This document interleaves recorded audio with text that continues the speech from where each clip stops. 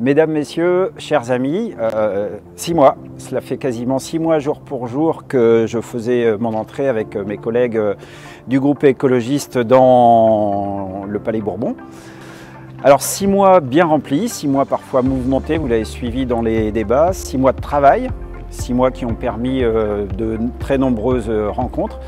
et qui ont permis aussi de prendre toute la mesure de ce que représente cet engagement en tant que député, à la fois à Paris, dans les travaux que nous pouvons avoir dans l'hémicycle, mais aussi en commission et puis dans les différentes délégations et réunions, et puis aussi bien sûr sur le territoire de cette 6e circonscription de Loire-Atlantique avec les 62 communes qui la composent. Donc voilà, découverte, immersion et action sans perdre de temps, puisque forcément c'est un petit peu le propre de notre travail, c'est d'être toujours dans l'action. Donc ce que je peux former comme vœu pour l'année 2023, c'est évidemment que nous en finissions avec toutes les incertitudes, toutes les inquiétudes qui nous agitent aujourd'hui, entre les problèmes liés à l'inflation, les soucis aussi évidemment géopolitiques et le conflit en Ukraine. Sur ce qui se passera dans cet hémicycle, c'est que le gouvernement ne se contente pas d'annoncer qu'il est dans l'écoute et qu'il souhaite travailler avec l'ensemble des représentants de la nation, mais qu'il change réellement de posture, parce qu'il y a des dossiers très importants qui nous attendent, celui de la réforme des retraites en début d'année, également le pacte loi d'orientation agricole qui va être aussi un moment important, et puis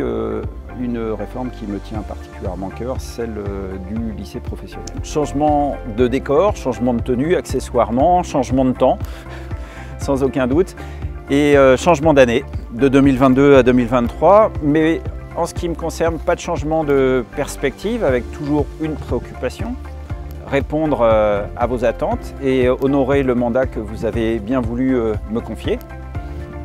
Et avec toujours 2 priorités qui guident mon action. La première, c'est celle de préserver notre biodiversité qui fait toute notre richesse et qui constitue aussi la base de notre existence. Et puis de poursuivre sur la voie des transitions, qu'elles soient comportementales, agricoles ou bien économiques et industrielles, en tenant compte évidemment des spécificités de notre territoire.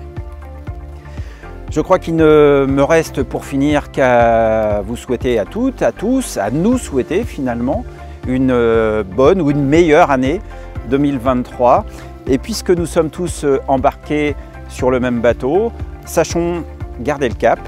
et sachons aussi créer de nouvelles raisons d'espérer pour cette nouvelle année et pour l'avenir. Bonne année!